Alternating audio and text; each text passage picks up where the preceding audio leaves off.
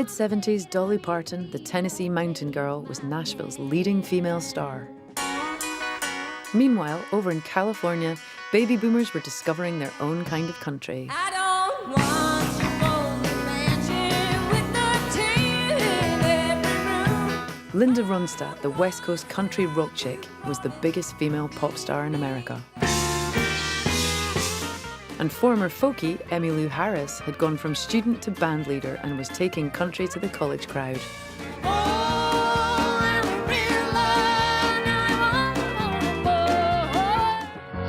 Three women from different backgrounds, with different audiences, but sisters in song. Silver threads and golden needles cannot mend this heart of mine. Come in here. Silver threads and golden needles cannot mend. All of a sudden it was like, oh my goodness, this is such a great sound. And it was like, bam, that sound was there, and we just, we're all kind of shocked by it. He may know where I am sleeping, and perhaps he'll weep for me. Mainstream country had met West Coast cool and formed an unlikely alliance.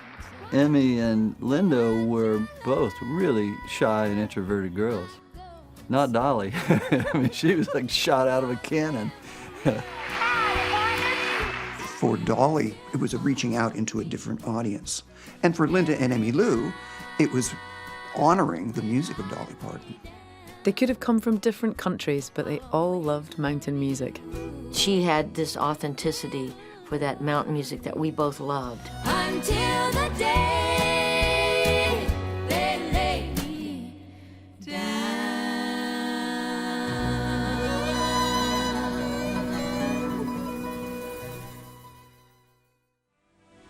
They came from Scotland and Ireland mostly.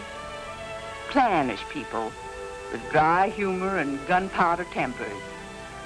Sentimental too. Lovers of song and respecters of God. Dolly Rebecca Parton was born and raised in East Tennessee, the fourth of 12 children. Growing up dirt poor, she had big ambitions and dreamt of becoming a star. Big ring, circle there. She wrote her first song aged 7, and music was her route to the top. There's that mountain sound that those people sing, and that's just built in my whole body. Those old mountain twirls and twists and things, it's just part of my Smoky Mountain DNA. In 1964, the 18-year-old Dolly headed to Nashville in the attempt to become a country star. Everybody knew the Grand Ole Opry came from Nashville. It's kind of all the people that want to be on Broadway. It's like you want to go to New York. So if you're a country singer, you want to go to Nashville. To much of the rest of America, the South was stuck in the past, the home of hillbillies, where girl singers were second-class citizens. Now, ladies and gentlemen, we'd like for you to meet our little lady singer. She's an excellent songwriter, an outstanding artist, a very devoted wife and mother, a wonderful cook. She has a voice like an angel and a face to match. Let's meet and greet our little lady singer, Loretta Lynn. Here she is. I don't know your name, I wouldn't know your face, but you're out with the one I love out there someplace. I love Nashville because that's where I knew that my dreams were going to come true. If they were going to come true at all, they were going to start there. Dolly's combination of homespun songwriting and showbiz smarts made her popular with the Nashville audience, and she scooped a record deal. Well, a good ways down the railroad track, there was this little old rundown shack, and in it lived a man I'd never seen. Folks said he was a mean and a vicious man, and you better not set foot on his land, but I didn't think nobody could be that mean. I think Dolly always wanted to be a star, which I find incredibly sweet and innocent, you know, because she's done it in an extraordinary way. But it comes from a place that's, when you're young and you have those dreams, and she was able to keep hold of that. And now, in color, it's the Porter Wagoner Show, starring Porter Wagoner and the Wagon Masters with Speck Rose and Dolly Parton. We're so glad to see you. Been wondering how you've been. And in 1967, Dolly became the girl singer for one of Nashville's biggest stars. Thank you, Dolly, and all the boys there for helping me out. Dolly Parton had cut her teeth as the featured female artist in the Porter Wagoner Show. It was a very traditional type of role for a female artist. Often they weren't headliners. Even, by the late 1960s, only a handful of female artists had really headlined their own show. It's a lesson too late for the learning, made of sand, made of sand. In the wake of an eye, my soul is turning in your hand, in your hand. Over on the East Coast, 19-year-old folk music lover Emmylou Harris was getting switched on to the music of this country duo. My brother is a big country music fan, and he said, I want to play you something. And it was Dolly and Porter, but they were doing a Tom Paxton song, The Last Thing on My Mind. I could have loved you better, didn't mean to be unkind. You know that was the last thing on my mind. I love those duets with Porter. And of course, Dolly's voice on that is so, when she sang with Porter, it was such a beautiful springboard for her voice. I coat of many colors that my mama made for me, made only from rags, but I wore it so proudly. When a young Linda Ronstadt visited Nashville, she discovered Dolly was smarter than she chose to appear. I was invited to the Grand Ole Opry when I was in Tennessee, and Dolly was on stage singing with about 1 million petticoats, and her skirt just stacked out to there, and her hair all the way up to there, and her high heels. And she just looked like a beautiful Christmas tree. I mean, it was just a sight to behold. She was gorgeous. I know we had no money, but I was rich as I could be. In my coat of many colors, my mama made for me, made just for me. She said, don't think that I'm dumb just because I'm so country, and it had not occurred to me that she was dumb. Anything but,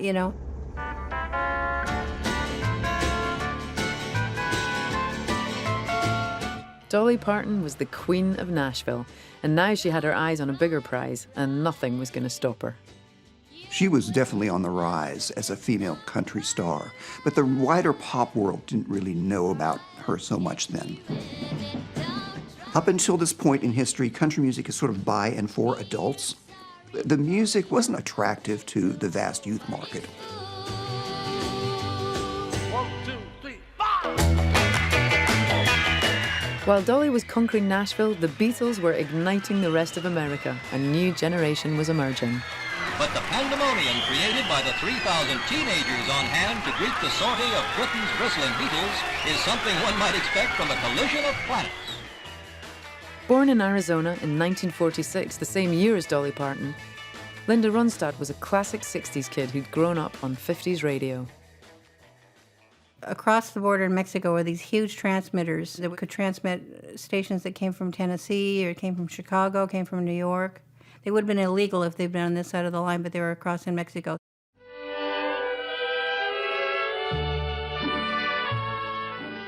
I listened to black gospel, white gospel, country music, rock and roll, and then, of course, tons of Mexican music because we were right there on the border and my family's Mexican.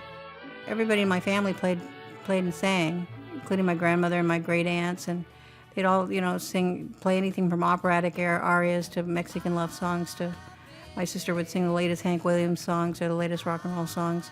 It's really great. I like that. Very eclectic.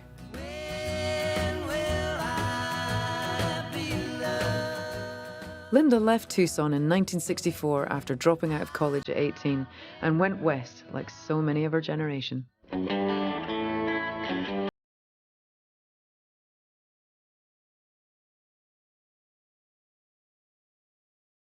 60s kid Linda was drawn to Los Angeles and the Troubadour, which might as well have been 1,000,000 miles away from the Grand Ole Opry.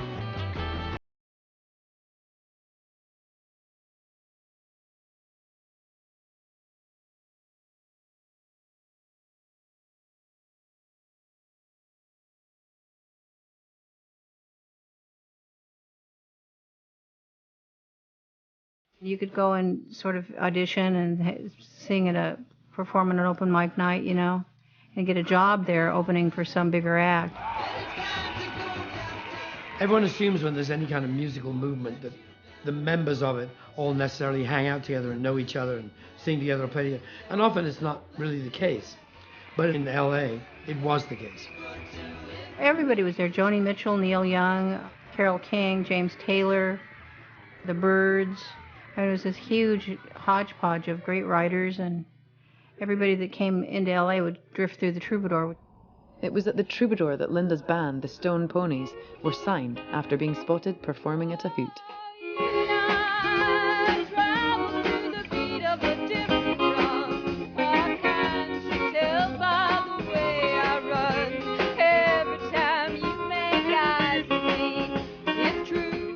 It was Linda that stood out. Somebody had told me that there was this amazing girl singer who was like, had this voice, you know, of extraordinary power and beauty, and also, you know, sang in bare feet and short shorts and was incredibly hot. And it was all true. But that was the first time I heard her sing, and I was completely blown away. The main things that stand out about Linda's voice, and I think it's one of the iconic voices in American music of our time, is the power.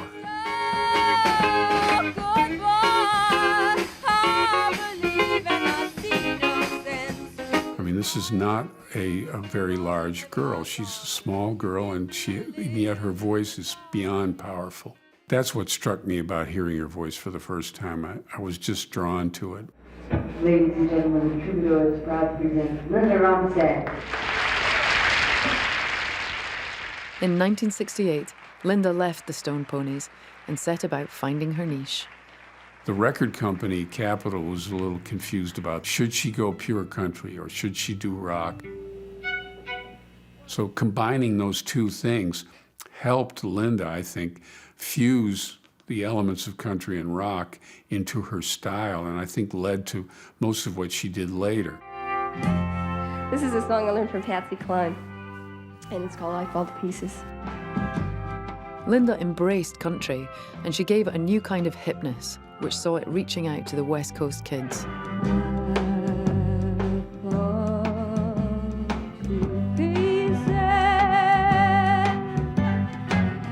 Each time someone speaks your name. I always turn back to what was in the living room in my childhood home before I was age 10. If I didn't hear it by the time I was 10, I really couldn't do it with any authenticity.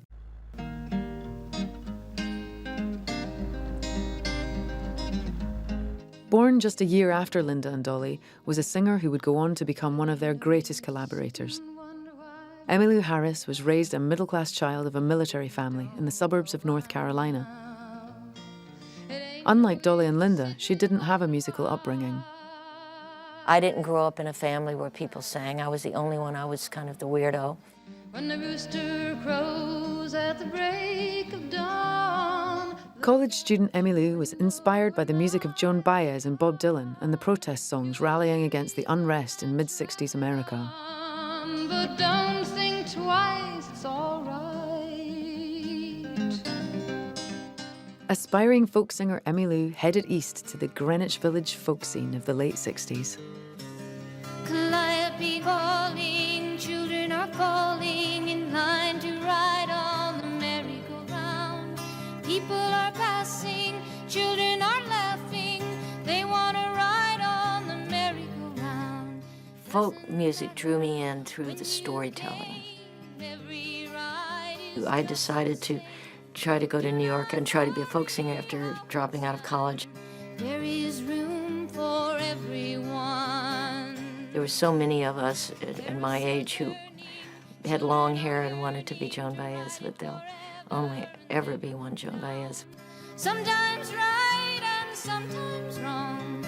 You'll end up where you belong. I dabbled in country, but mainly, to my shame, I kind of did it as a joke. 563, 30, 30. At the dawn of a new decade, Nashville's country fell on one side of a divided nation, Middle America versus the nation's youth. We don't smoke marijuana in Muskogee. We don't take our trips on LSD. We don't burn our draft cards down on Main Street. 'Cause we like living right and being free. But Emmylou was about to discover the poetry of classic honky-tonk. How I went from folk to country's Graham Parsons. Graham Parsons saw the soul in country and championed it in his own unique rock and roll way.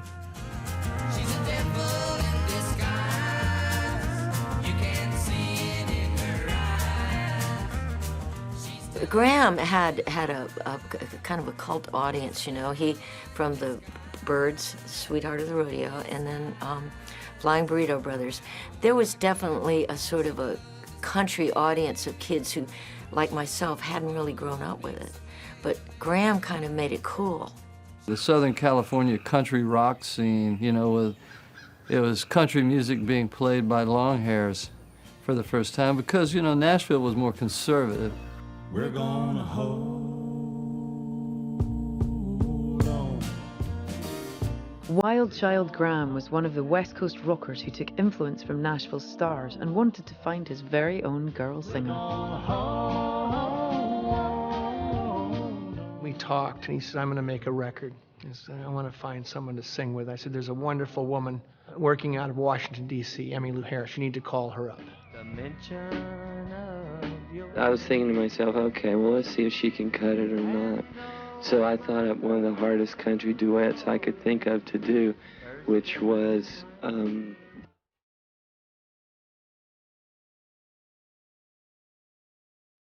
So we went to this biker bar where they were playing, and I was worried that I wouldn't be able to hear Emmy properly because it was a really rowdy, noisy place.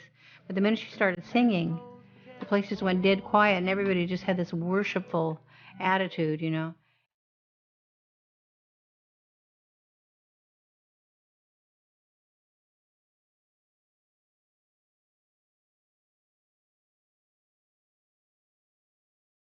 When the two of them were on stage, it was like a musical love affair. I mean, they were just so they had their mics set so that they could look right at each other, you know, and they would just follow each other exactly. It was a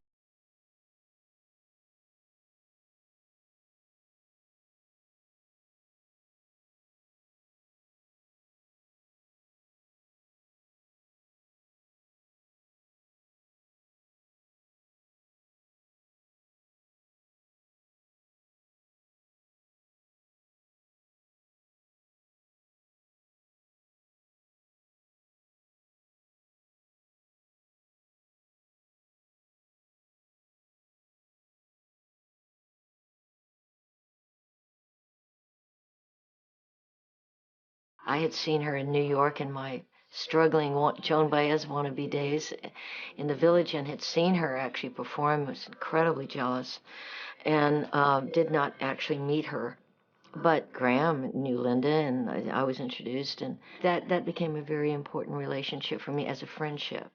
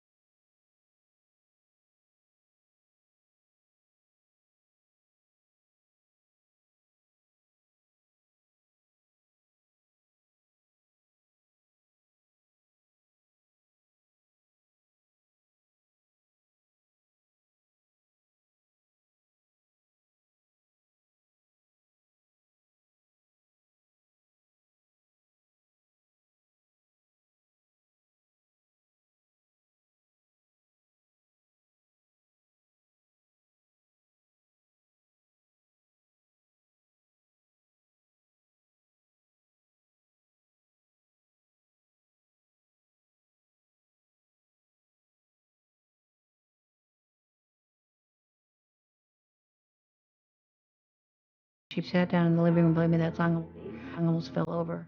I mean, that's a really strong piece of material.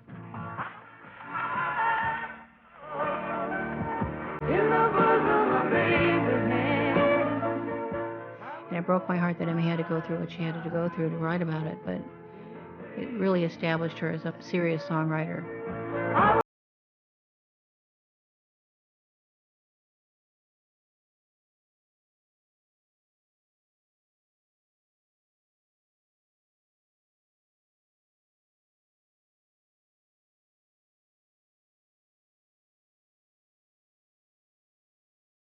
To sing on her records, having me come and sing at her shows.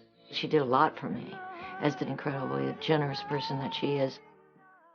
This was right before everything broke through for Linda, you know, became the biggest rock star in the world. Feeling better now that we're through.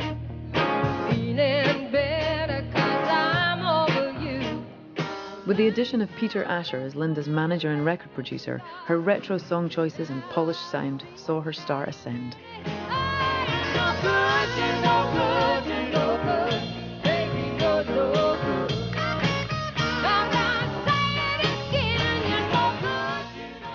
She was doing both styles at that time, both the rockier stuff and the country stuff. And so radio embraced that single, and it was a big, big hit.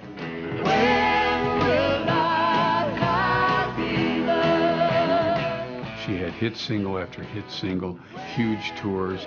She was, no argument about it, the biggest female artist in rock at the time.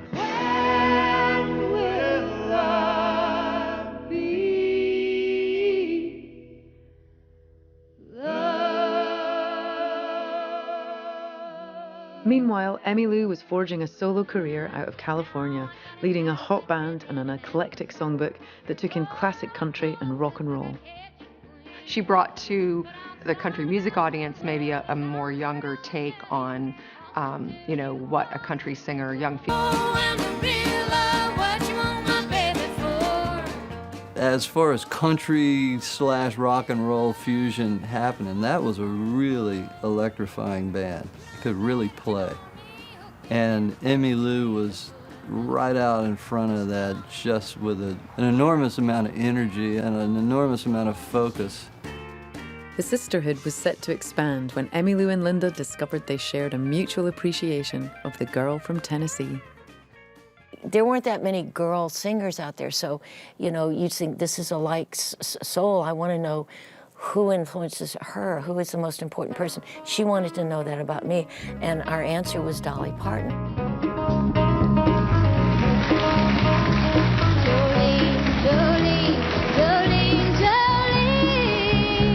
I'm begging of you, please don't take my man.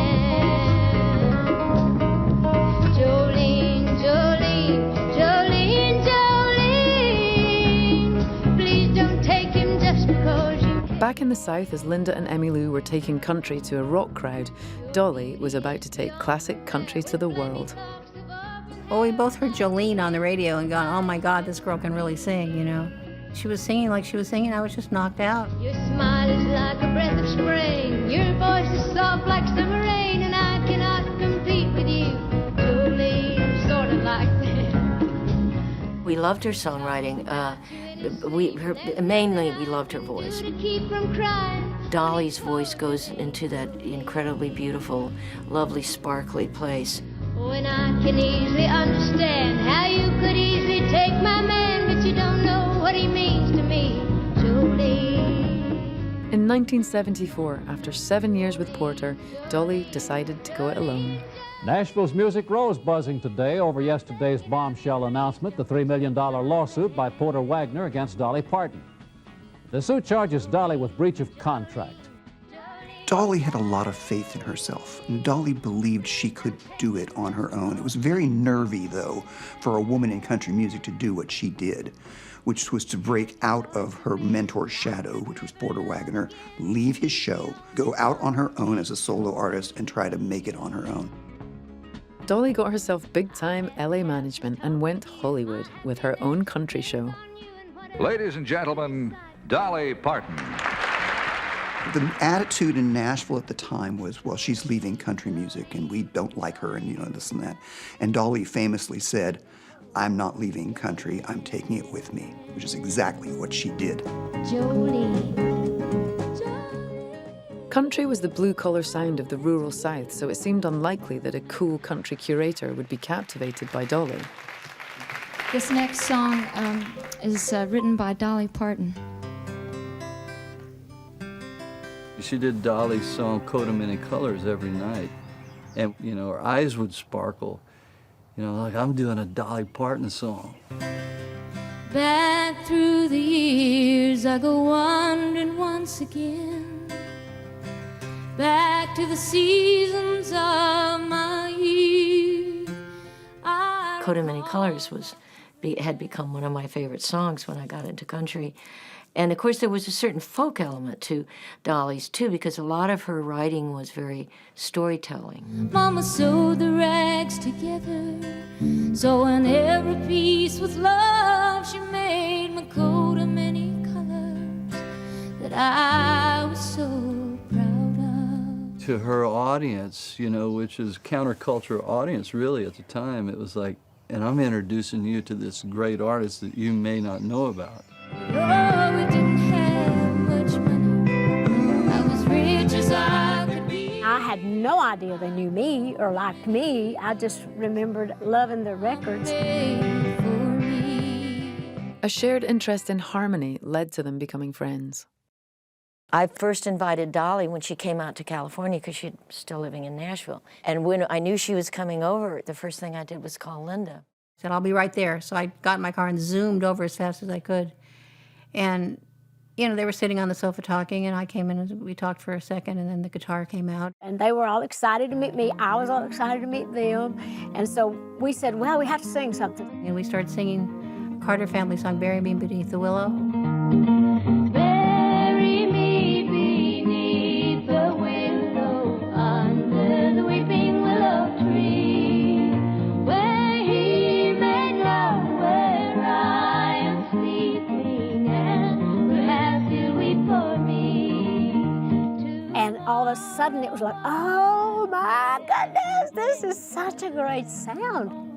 And it was like, bam, that sound was there, and we just, we're all kind of shocked by it. You know, we just went, wow, that's really something that's different from what we usually do with other musicians that we jam and play and sing with. Won't you bury me beneath the willow? In 1976, the trio took their sound public when Dolly invited them onto her show. That particular episode was different than all of the other Dolly episodes. The other Dolly episodes had kind of fakey banter and jokes and junk, and this one, of all of the shows in that series, was the most purely musical. My mama used to sing a song called The Sweetest Gift when she was a little girl, and she loved the record that you and Linda had on it, and she asked me if I'd have you sing it today. So would you do that? Sure. Well, okay. This is for your mama. Right. And for mine. One day your mother went to a prison to see a man, but precious. She told the warden how much he loved it. Linda came from a singing family, and you certainly Yeah, I came from a definitely singing did, yeah. family, so I was really loving it. She did not bring to him a roll of pardon free. She brought no front. As eager students of Dolly, Emmylou and Linda were excited by what she added to the music. The uniting thread is the mountain heritage, the Appalachian sound that Dolly just brings naturally to the music because that's who she is. She left a smile you can remember. She's gone to heaven from heartache free. She had this authenticity for that mountain music that we both loved, but didn't feel we had the right. Yes, we would sing it, but she was the real deal. She came out of the foothills and mountains of eastern Tennessee with the real thing. And I think if you add that to the mix of Emmy and Linda's relationship, it's like there's the your gender's Mount Rushmore. The sweetest kiss, a mother's smile. The sweetest kiss, a mother's smile.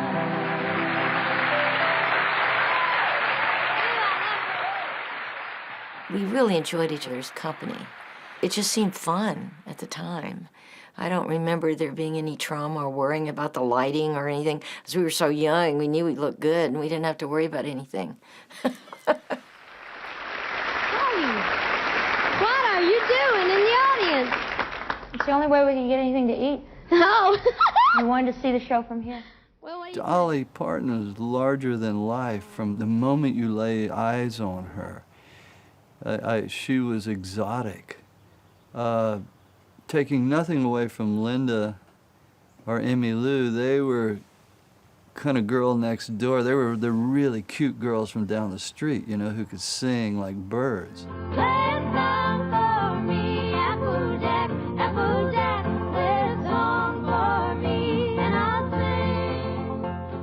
It wasn't only the viewers that were treated to this unlikely grouping. Musically, it opened up a whole new audience for all involved.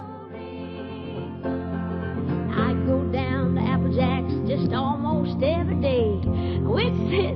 Although we were mismatched in the worlds we came from, once we opened our mouths to sing, you know, even though we didn't look like we would fit together, when you heard us, you felt it and you saw it.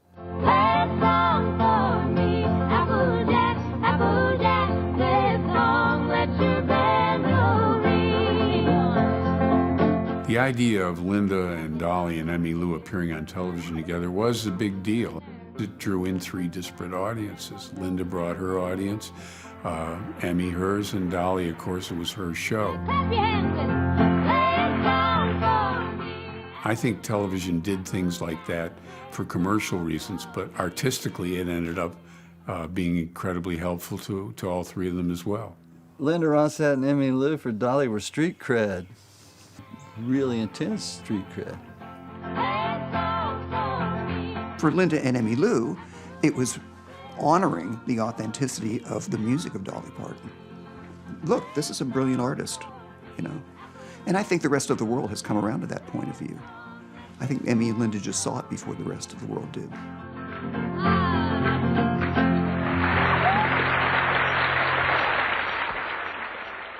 That buzz, we just felt, at that moment, we all said, we have to make a record. We just wanted to do it for the music, and we didn't know that it would be successful. We didn't care. We just wanted to do it.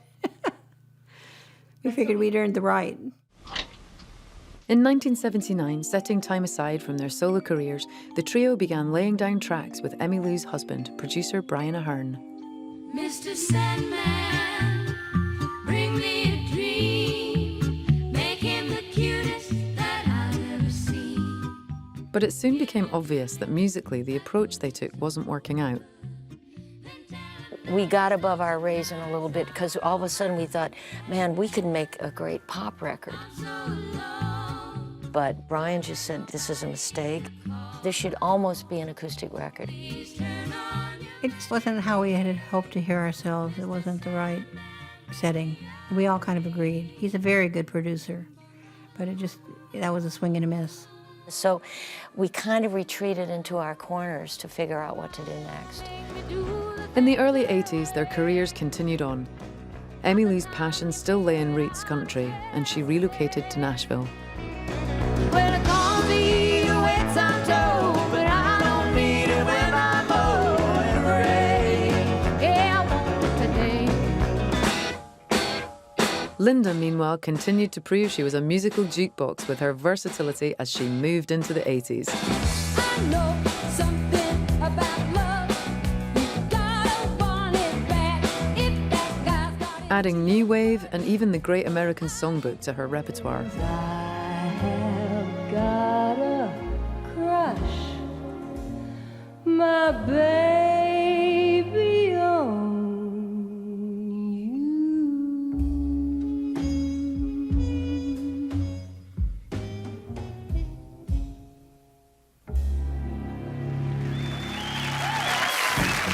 In 1980, Dolly's ambition had paid off. She topped the charts around the world and was even a hit in Hollywood with her new pop sound.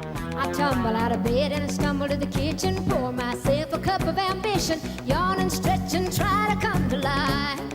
I think of it as Dolly finally like kicking the ball through the through the field goal. It's like she had the touchdown with that one. 9 to 5, working 9 to 5. What a way to make a living, barely getting by. It's all taking and no giving. They just use your mind, but they'll never give you credit. It's enough to drive you crazy if you let it.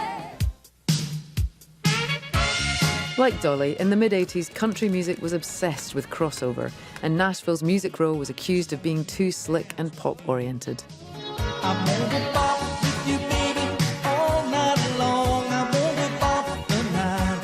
Through the late 70s and into the 80s, country music went through a few boom and bust cycles. Hello, Detroit auto worker, let me thank you for your time.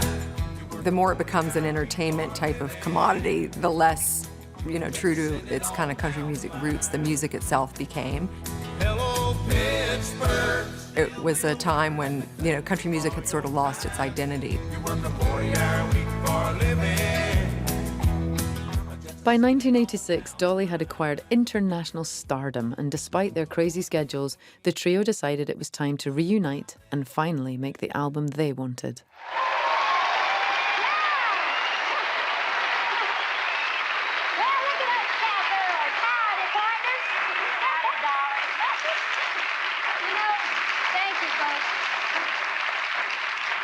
This is a real big treat for me because everybody, since I started the shows, wanted to know where Linda and Emmy are because everybody kind of thinks of us as sisters, and you finally made it. We were all on different labels. We all had different managers. We all were scattered to the wind, all had obligations and tours. So we worked for years trying to pull off the first trio album. This past year, Linda called Emmy and me up and said, let's do this album before we get so old we can't sing. So nobody's interested. Yeah, nobody's interested. So we did the album. The Friends wanted to bring back old-time mountain music just when it was slipping out of reach, but not everybody was on board. I don't think anybody liked the idea of 3 women singers, and I don't think anybody liked the idea of us being not in a niche. It wasn't rock and roll, it wasn't country, it wasn't this, it wasn't that. It was old-timey music.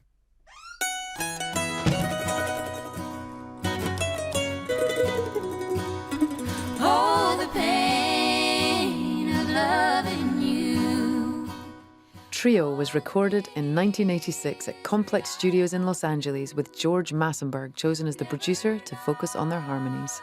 The inspiration was to, as much as possible, capture that thing that they felt in just singing together, live and comfortable and happy and just thrilled with the sounds that came out in a very live, very small context.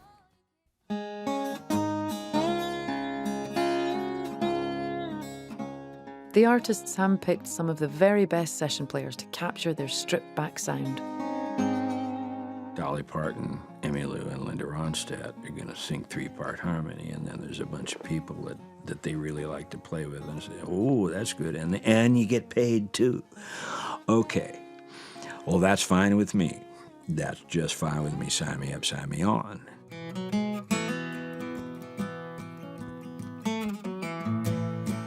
I was a little nervous, maybe. I mean, we're all kind of on edge when you're working with people like that.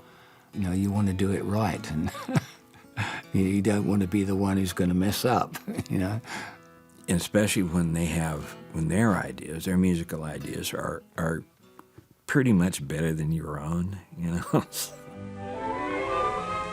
A poet once said that something in a hill child dies when he goes down to level land.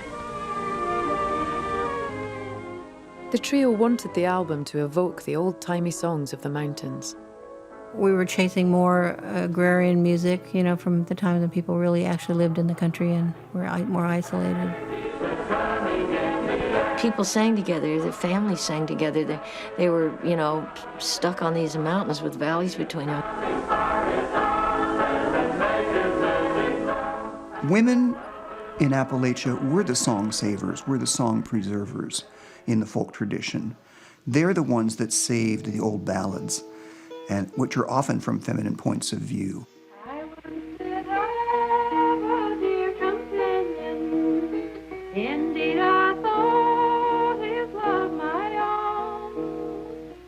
I like to call it parlor music, the kind of thing that women might do in the 19th century when their household chores are finished. They might have a few precious moments to sit down on the sofa and harmonize together and sort of share your sorrows and your joys. And dreaming in some soft repose. It's such a mournful song, the first Jean Ritchie rendition of that Alan Lomax got. It's so sad. Yeah. And it's in that tradition of female Appalachian songs where they're just longing for some lover that's never going to come back. And the trio took that and then they kind of raised it. Oh, have you seen my dear companion? For he was all this world to me.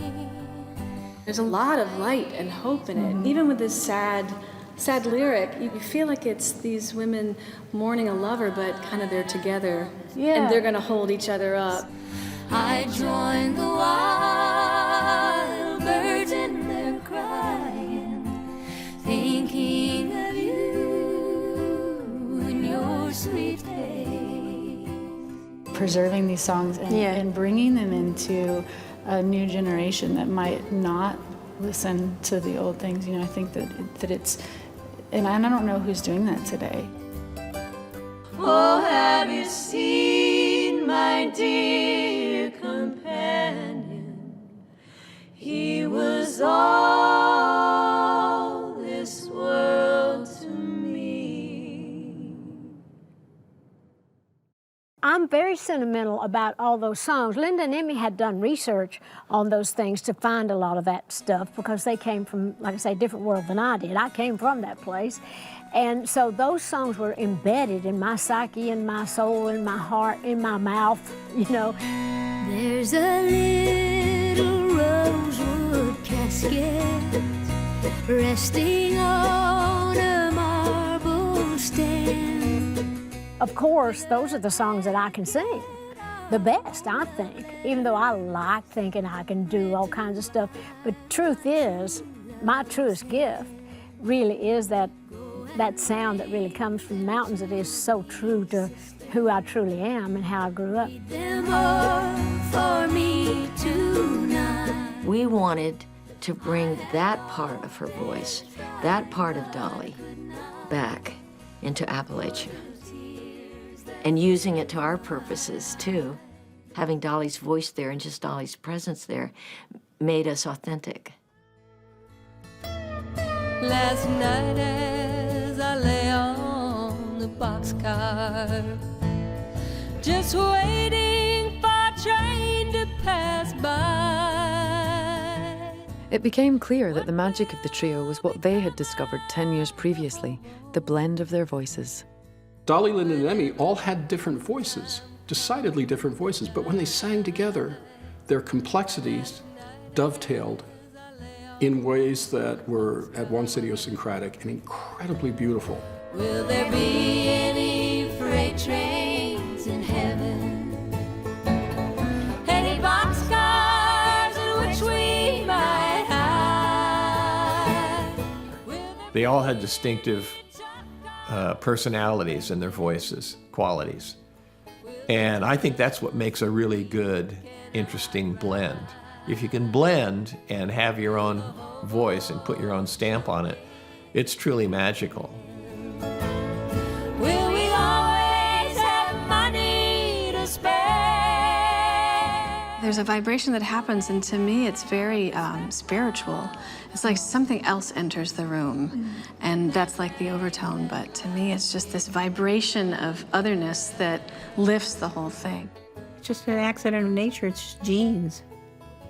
You know how our voices combine, they just happen to fill up parts, each person filled up a part that the other person didn't have. I think we sound like sisters.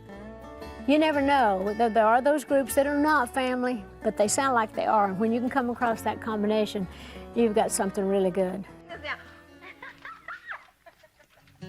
As the trio all approached their 40th birthday, they chose a song looking back to the girl groups of their teenage years as a song dedicated to the men in their lives, the Phil Spector song, To Know Him Is to Love Him. Know him is to love, love, love him, just to see him smile. A certain movie director was asked to direct the promo for the song. Well, you know, it's kind of like, well, we should make a music video. I was going out with this guy that made films, so he could do it that way. It was very casual. You know, I was the boyfriend, so, you know, I was sort of like the fly on the wall, but, you know, they would sit around and a lot of the times they'd talk about the love lost or the love of her new boyfriend or new this and all that kind of stuff. So there was a lot of that they actually were living, and they're very romantic about it. You know, it's sort of Jane Austen-ish. I might put that there.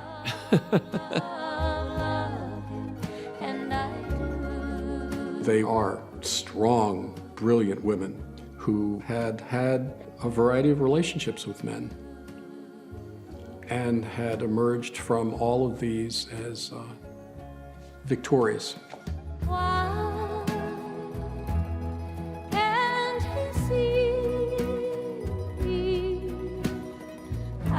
Emmy has a real heartbreak sound in her singing. It's like I said, she's pleading for her life and her sanity. Music has always had such an effect on me. I think it opens up the vistas of our soul and our heart and our humanness. It connects us to people and makes us feel that somehow we all, in one way or another, share the same human experience. Those memories of you still haunt me.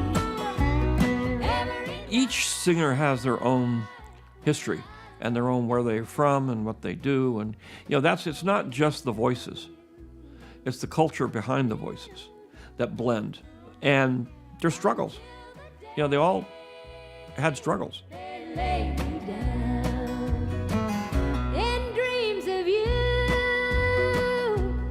Dolly has a sound like a heartbroken child, you know, like you've just absolutely smashed her hopes or something. And she's strong, she's going to carry on, but she just has this heartbroken disappointment. But you're not there, and I'm so lonesome. We got very emotional ourselves many times when we were singing certain songs. You know, we would feel it, and when you get that much feeling, I mean, if you've got any feelings at all, it's going to kind of overflow, so that's what you hope to do. A decade after its conception, the acoustic country album was released, and it flew in the face of the contemporary formulaic pop produced in Nashville at the time. There was some resistance to putting the record out at the beginning. It was not a slam dunk. You'd think it would be, but it wasn't. It hit Nashville like a bomb. They loathed it. Or at least I could run. They just died in the sun. They did play it on the radio. We didn't know, but we believed there was a market for this. Country was the way we pushed it. It got a lot of play, I think, also on adult contemporary and middle-of-the-road stations and some like cool FM stations, you know. You know, people were listening to country music that really weren't country. They really didn't like the twangy stuff. You know, they didn't like the steel guitars. And this was not that. This was real mountain music, so it was perfect. And I think we sold like 4 million records on the dang thing. When a flower grows wild, it can always survive. Wildflowers don't care where they grow. Trio went on to win Country Music Association Award, Academy of Country Music Awards, Grammy Awards, gold record, platinum record, 4 hit singles. It could not have been more successful. It was a masterpiece that was a commercial success. What a concept. After proving Nashville wrong with the success of Trio, the three tried to regroup, but it didn't run so smoothly, and it took 13 years to release their next album. Naturally, none of the people that were in charge of us professionally were eager to do something that would take more time and make less money and be more trouble. So it was just really hard to get that happening, but we wanted to do it because we liked the music. Well, I dreamed I saw the knights in armor coming, saying something about a queen. There were peasants singing and drummers drumming, and the archers split the tree. The trio stuck to its successful formula, and Trio 2 was eventually released in 1999, following rumours of unharmonious struggles between the artists. One of us may be having a single coming out, so they said, no, we can't put a trio out. You know, it was those kind of things. It was more things, aggravations brought on by other people, or just things that couldn't be helped. Look at Mother Nature on the run. But we loved each other. And Linda and Emmy are very close. You know, they've stayed very, very close. Is that enough? That was beautiful. Okay. Well, it didn't affect my friendship with Emmy. I mean, it just was a hard business thing, that's all. You know, there are reasons those things happen. You just have to accept them. Can we look forward to a Trio 3? Well, we'd like to. it. I like it. We're looking forward to it. And if this one does well enough for the record label to afford us to do it, doesn't make a difference too. So get out and buy this record. We need the money. It costs a lot to look this cheap. And following Trio's release, there was a resurgence in the return to country roots and old-time music.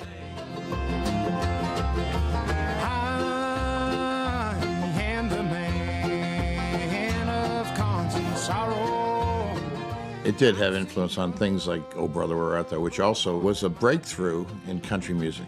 It was so wacky. But it was a similar kind of music that the trio is. It was that back to roots, the real deal stuff, you know. And it exploded.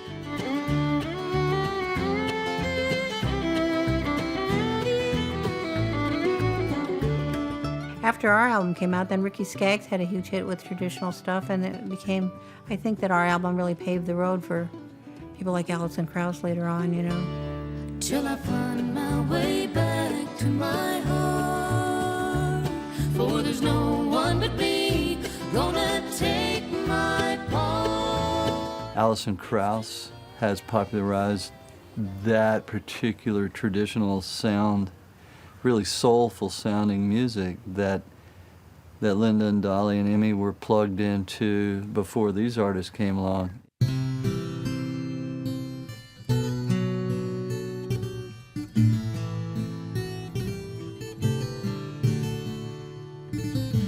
Trio 3 was not to be when in 2012 the trio realised they could never sing together again. When I heard that Linda had Parkinson's and she wasn't going to be able to sing, I mean, it cut me like a knife.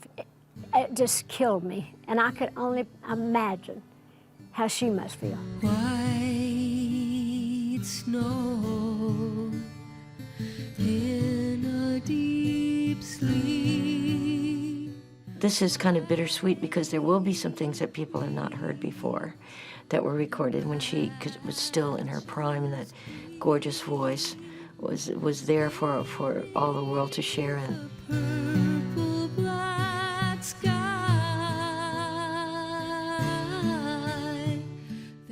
I think that showing Linda Ronstadt, you know, at the height of her powers as a singer and in the company of these wonderful collaborators will remind people what a force she was.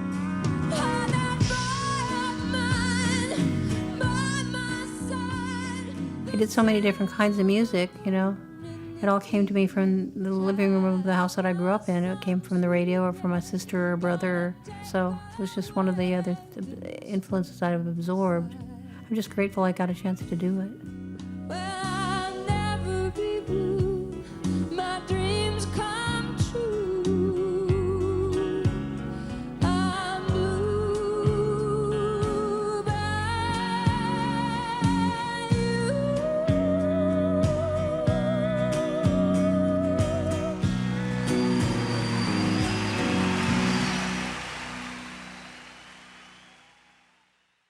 Linda, Emmylou and Dolly were pioneers in bringing different cultures and music together and raising the game for women in the country tradition. The trio now is legendary. You meet these young women today that, to them, they're formative musical figures. Whether or not they describe themselves as feminists, so absolutely and clearly were, you know, way ahead of their time in their determination to forge their own career regardless of what anybody else thought they should be. People, I think, will look back when they're studying music. You like to think those kind of things, like when you're gone, how will you be remembered? But I like to think, like in school, in music school, I think people will point to that trio, and it'll have the best of all three of us. I'll treasure it till the day I'm gone, which we're old enough to be any day now. Any day now. Knock on wood. You don't knock, you just walk